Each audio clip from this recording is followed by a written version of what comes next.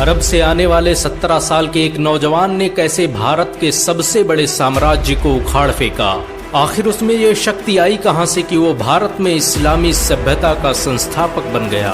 ہندوستان، جسے مانو سبھیتا کی جننی کہا جاتا ہے، جہاں دنیا کے پہلے انسان آدم نے اپنا قدم رکھا، جہاں مسلمانوں نے ہزاروں سال حکومت کی، یہ کہانی ہے مسلمانوں دوارا اسی ہندوستان فتح کی۔ یہ کہانی ہے مشہور وجیتا محمد بن قاسم کی۔ یوں تو بھارت اور عرب کے تعلقات ہزاروں سال پرانے ہیں، لیکن بھارت میں آنے والے پہلے مسلمان وہ کاروباری تھے جو عرب سے ویاپار کرنے بھارت آتے تھے۔ محمد بن قاسم سے بہت پہلے مسلمان بھارت میں داخل ہو چکے تھے۔ ہجرت کے 15ویں سال بھارت میں 3 صحابی آئے جنہوں نے بامبے تھانہ اور بھروچ میں اسلام کو پھیلانے کا کام کیا، اور پھر اس کے بعد لگاتار 28 صحابہ اسلام کے پرچار پرسار کے لیے بھارت کے مختلف حصوں میں تشریف لاتے رہے۔ محمد بن قاسم نے جس وقت حملہ کیا اس وقت بھارت کے 3 بڑے شہروں سندھ، گجرات اور ممبئی میں مسلمانوں کی بستیاں موجود تھیں۔ محمد بن قاسم کے سندھ پر حملہ کرنے کا کارن یہی مسلمان تھے جن کی عزت پر راجہ داہر نے ہاتھ ڈال دیا تھا۔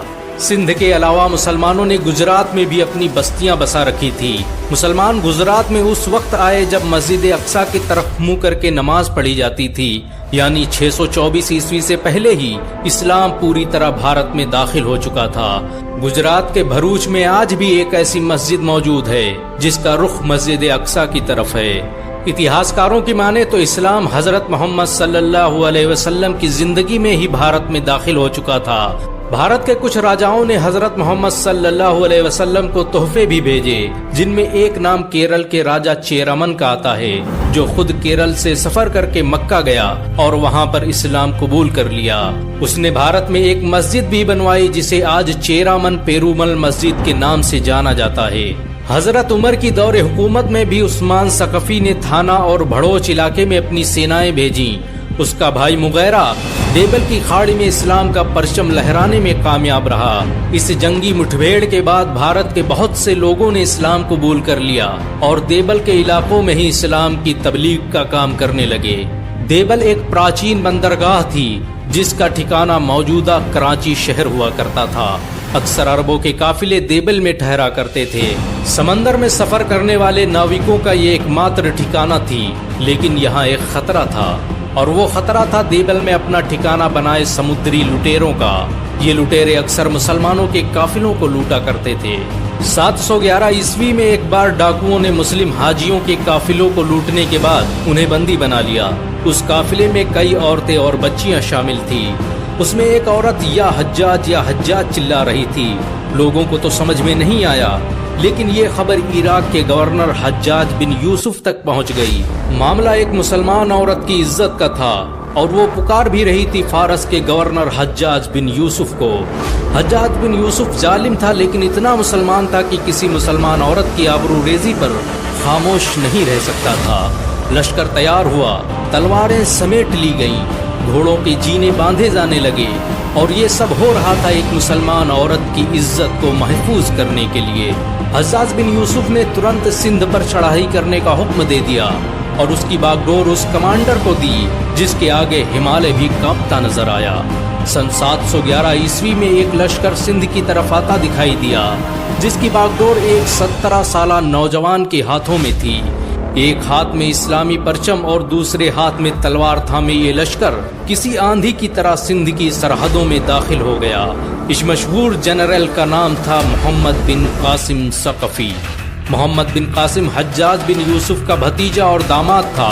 اسے خود حجاج نے ہندوستان فتح کرنے کے لیے سندھ بھیجا تھا۔ محمد بن قاسم نے سب سے پہلے اس دیبل شہر کو فتح کیا جہاں پر مسلمانوں کی عزت پر ہاتھ ڈالا گیا تھا۔ اس نے سارے حاجیوں کو آزاد کروایا، لوٹا ہوا مال واپس لیا، اور پورے شہر کو لٹیروں سے پاک کر دیا۔ دیبل کی جیت بھارت میں مسلمانوں کی حکومت کی طرف بڑھا پہلا قدم تھی۔ اس جنگ نے سندھ پر مسلمانوں کی حکومت کے دروازے کھول دیے، لیکن یہ تو بس شروعات تھی۔ محمد بن قاسم کا اصل امتحان تو اب شروع ہونے والا تھا، کیونکہ سندھ کا راجہ داہر محمد بن قاسم کے خلاف جنگ کا اعلان کر چکا تھا۔ دیبل کو جیتنے کے بعد محمد بن قاسم نے ایک ایسی حکومت قائم کی جس میں امن اور انصاف ہی سب کچھ تھا۔ وہ اپنی فوجی دستے کے ساتھ بیٹھ کر کھانا کھاتا اور کسی چٹان پر یوں ہی سو جاتا۔ بھارت کے ویشیہ اور سودروں کے لیے یہ حیرانی کی بات تھی کہ کوئی جنرل اور کسی سینا کا کمانڈر ایسا کیسے ہو سکتا ہے، کیونکہ انہیں تو کسی اونچی ذات کے انسانوں کے پاس بیٹھنے اور اس کے پاس سے گزرنے کی بھی اجازت نہیں تھی۔ ایسی برابری اور سمانتا کی باتیں انہوں نے کبھی سنی بھی نہ تھی۔ ایک کمانڈر اپنے سینکوں کے ساتھ بیٹھ کر کھانا کھائے اور پتھروں پر سو جائے، یہ ان کے سوچ سے پرے تھا۔ محمد بن قاسم اور اس کے سپاہیوں کے اس آچرن سے وہاں کے لوگ بڑے پربھاوت ہوئے اور بڑی سنکھیا میں لوگوں نے اسلام قبول کرنا شروع کر دیا۔ محمد بن قاسم کا اس وقت کے ہندوؤں نے ہر طرح سے ساتھ دیا۔ انہوں نے نہ صرف محمد بن قاسم کو کشتیاں دیں بلکہ ٹھاکروں اور جاٹوں نے بہت سے سینک دیے جو اب محمد بن قاسم کی طرف سے راجہ داہر کے خلاف لڑنے جا رہے تھے۔ سندھ کی فتح کے دوران ہی جاٹوں کی ایک بڑی سنکھیا مسلمان بن گئی۔ یہی وجہ ہے کہ آج بھارت اور پاکستان میں بڑی سنکھیا میں مسلم جاٹ پائے جاتے ہیں۔ محمد بن قاسم نے ان سینکوں کی مدد سے سب سے پہلے برہمن آباد کو فتح کیا۔ یہ شہر اس وقت کا سب سے شکتیشالی شہر مانا جاتا تھا۔ برہمن آباد کا قلعہ برہمنوں کے لیے بڑا اہم تھا۔ اس قلعے کی فتح کے ساتھ ہی محمد بن قاسم پورے سندھ کا سلطان بن گیا۔ محمد بن قاسم کی اس جیت نے اتہاس کا رخ بدل دیا۔ اس جیت کے ساتھ ہی سندھ امیہ سلطنت کا حصہ بن گیا۔ برہمنوں نے محمد بن قاسم سے گزارش کی کہ وہ اس قلعے کو واپس برہمنوں کو سونپ دیں، اس کے بدلے میں برہمن ہمیشہ اس کے وفادار رہیں گے، جس کے بعد محمد بن قاسم نے یہ قلعہ واپس برہمنوں کے حوالے کر دیا۔ محمد بن قاسم کو برہمنوں سے کافی لگاؤ تھا۔ وہ ان کے علم سے اتنا متاثر ہوا کہ سبھی بڑے عہدوں پر برہمنوں کو تعینات کر دیا۔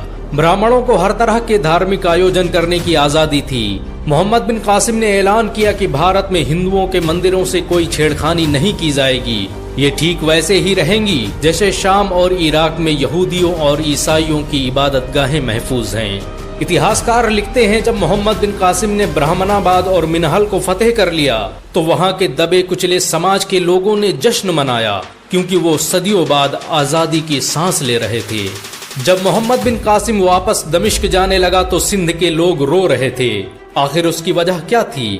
لیکن اس سے پہلے آئیے جان لیتے ہیں کہ محمد بن قاسم آیا کہاں سے تھا، وہ کہاں پیدا ہوا اور اسے موت کیسے آئی۔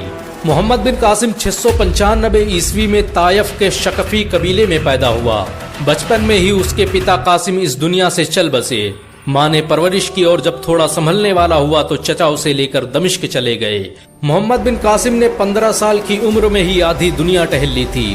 اس کے چچا حجاج بن یوسف خلافت امیہ کے سب سے قریبی انسان تھے۔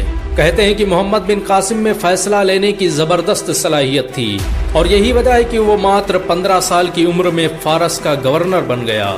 فارس کا گورنر بننے کے بعد اس نے ایران اور عراق کے مختلف حصوں میں اپنی سیوائیں دی اور پھر 711 عیسوی میں جب بھارت میں مسلم حاجیوں کے قافلوں کو لوٹا گیا تو حجاج بن یوسف نے 6000 سینک دے کر اسے بھارت روانہ کر دیا۔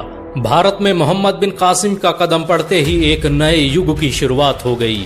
اس نے اسلامی حکومت کے اس بیج کی بنیاد رکھی جس پر چل کر آگے مسلمانوں نے 1000 سالوں تک حکومت کی۔